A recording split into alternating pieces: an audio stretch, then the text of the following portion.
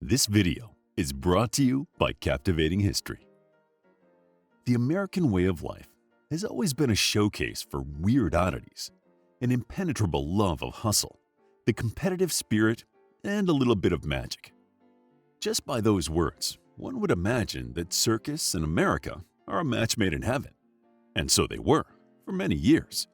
Before its decline in the 20th century, the circus was one of the most popular forms of entertainment for the American public. With the arrival of cinema and the likes of Charlie Chaplin, Buster Keaton, and Harold Lloyd performing acrobatic feats in front of the camera, the general interest in the circus faded. Cinema was not the only novelty to contribute to this untimely demise. Roller coasters, theme parks, and other derivatives of the circus had found new ways to include the audience in the act. The circus was a somewhat passive activity where the audience sat and stared at the show, but people could actively participate in theme parks and other similar attractions. The riveting success of circuses in America could be traced back to the 18th century and the boisterous communal spirit of the American public at the time. But it was not until the 19th century that the circus truly blossomed into a larger-than-life phenomena when P.T. Barnum, an entrepreneur, businessman, and politician, entered the realm of public entertainment. Nicknamed the Great Showman by his peers, he was responsible for forming the Barnum and Bailey Circus. But Phineas Taylor Barnum did not enter the world of circus in the usual way. He fell backward into it, quite late in his life, in a manner that was as unexpected to him as it will be surprising to you. As a child, Phineas was quite fond of enterprising and had a love for business and money. He was a hustler who never shied away from work. His father had been credited as an express delivery service owner, a tavern keeper, a farmer, and a livery stable proprietor. He even kept an inn and a shop and worked as a tailor to support his family. He passed his love of hard work to his son, who sold snacks and cherry rum to local crowds. When Phineas was 15 years old, his father died, leaving him and his family nothing. Life had come hard at young Phineas, and he had decided not to let his age stand in the way. His experience working in his father's store proved crucial, and he started lending a helping hand in other shops. In a short time, he would open his own store. By the time he was in his early 20s, he owned livestock, a general store, a lottery company, and a newspaper called the Herald of Freedom. He was always diversifying his businesses and would even lose all of his fortunes only to have to start from scratch in the future.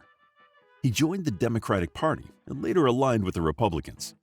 When he started to pursue his love of one-of-a-kind rarities, he chased amusements like public museums, musical concerts, and of course, the circus. Barnum did not become a major public figure until he started his circus in the 1860s, at which point his fame skyrocketed. That does not mean that he was the silent kind. Phineas had always been an outspoken guy. Even in his youth, he started a newspaper to vent frustrations about the advent of Calvinism in his hometown. His newspaper, Herald of Freedom, allowed him to do just that. Phineas wanted to be the voice of the disenfranchised. He wanted to speak out against the majority that imposed its will on the minorities. He was charged with libel 3 times, once landing in jail for 60 days. By 1834, his businesses were not as profitable as he had hoped, so he sold his assets and moved his family to New York City. In New York, he came across an old slave woman called Joye Heth, who quickly became the object of his curiosities. Slavery had been outlawed in New York and Pennsylvania, but thanks to a loophole, he managed to lease her for $1,000.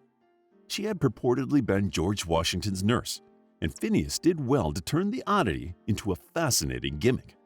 He claimed that Joyce was 161 years old and was the most astonishing and interesting curiosity in the world.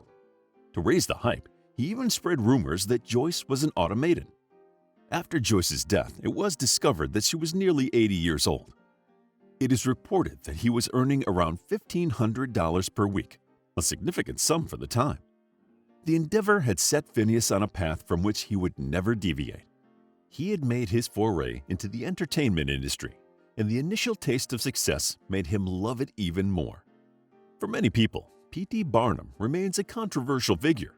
On the one hand, he stood up for freedom of speech and spoke out against the Calvinistic rhetoric.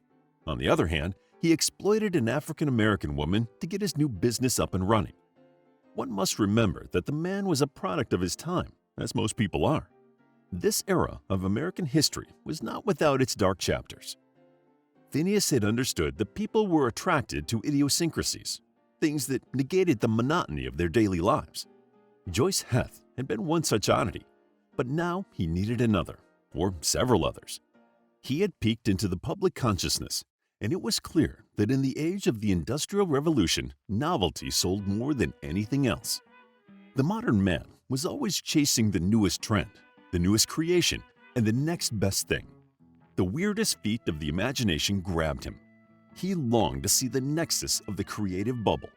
So, Barnum bought Scudder's American Museum in the hope of rebranding it into the finest freak show in New York. The museum already had its fair share of freakish abnormalities. Scudder had been a taxidermist, and his organization had around 600 specimens before Phineas took over. Phineas used plays and theatrics to lure people into the museum, changing the acts every day to keep things fresh and the public interested. Capitalizing on the love of the bizarre, the museum became a success. Joyous to some, repulsive to others. But it was not an easy road for the entrepreneur. The museum went up in flames multiple times. Some claim it was arson. Others think it was a faulty furnace. Phineas was anti-establishment and had a reputation for exploiting people on the fringe. So arson seemed like a plausible explanation. The next attraction was not far off, as Phineas had become infatuated with Charles Stratton. Known as General Tom Thumb, Charles Stratton was a short man who could impersonate several historical figures. Charles was a charming showman and knew how to attract audiences. And with Phineas's marketing skills, the two were bound to be sound partners. P.T. took Charles to England, where Queen Victoria saw him 3 times. The English had seen novelty acts, and they were certainly no strangers to short people, but Phineas's business savvy was enough to pull large crowds. Charles found a wife and built his successful business, independent of Phineas.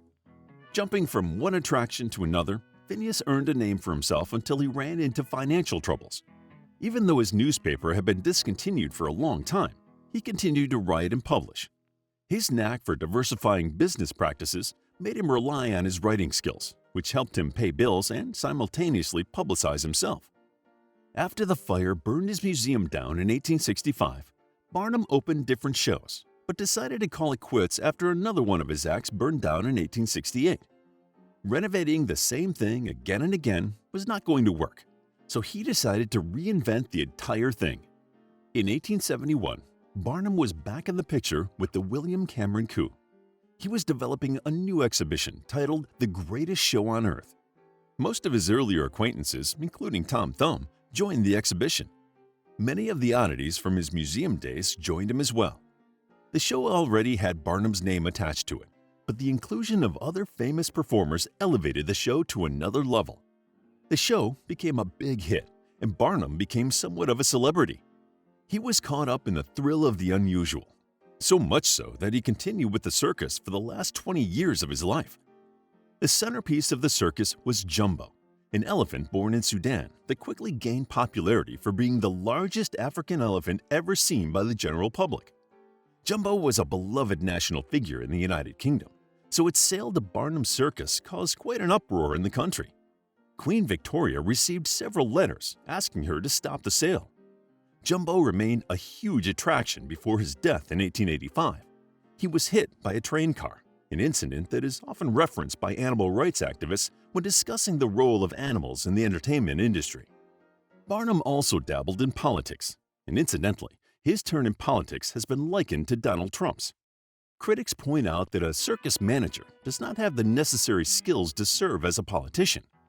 He won his first set in the Connecticut General Assembly as a Republican in 1865.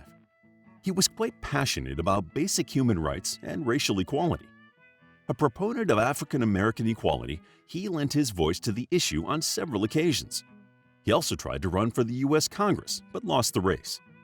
Barnum had a staunch stance on temperance and the death penalty, both of which he vehemently despised.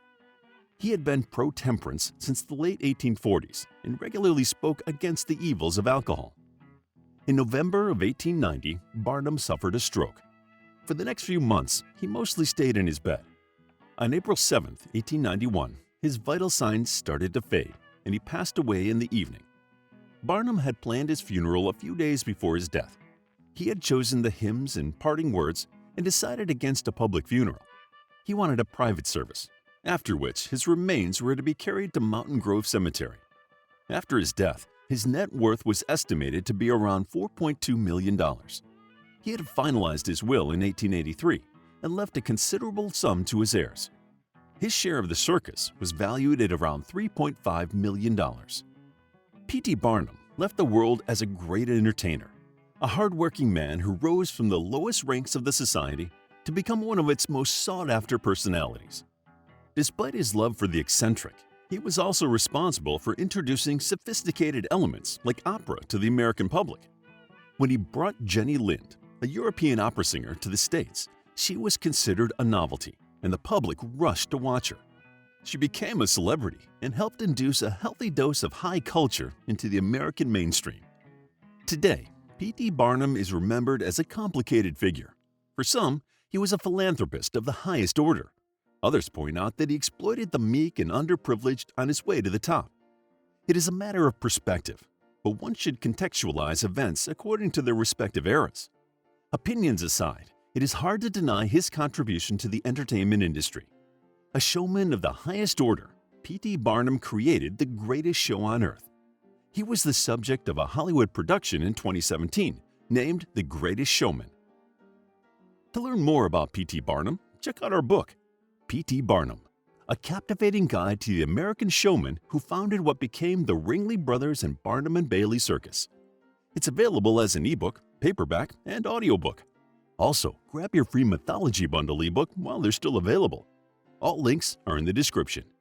If you enjoyed the video, please hit the like button and subscribe for more videos like this.